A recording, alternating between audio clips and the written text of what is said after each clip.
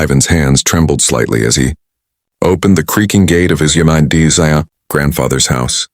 The cold wind of the taiga cut through his thin coat, but he barely noticed.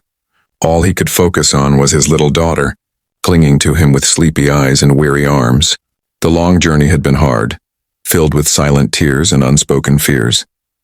He had once been a respected doctor, admired for his skill and compassion. But a mistake, one he could never undo, had ruined his career and shattered his pride. The whispers followed him everywhere, reminding him of the man he used to be. That shame had driven him away from the city, away from friends, colleagues, and even from himself. And yet it was the thought of his daughter that had kept him moving forward through the unforgiving forest. The house loomed ahead, small and humble, yet it felt like a sanctuary.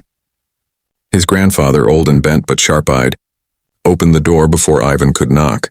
"Ivan," he said softly, "you're here." There was no judgment in his voice, only the quiet strength that had always been a lifeline in Ivan's life. He stepped inside, holding his daughter close, feeling her small heartbeat against his chest. The familiar smell of wood smoke and herbs wrapped around him, and for the first time in months, he allowed himself to breathe.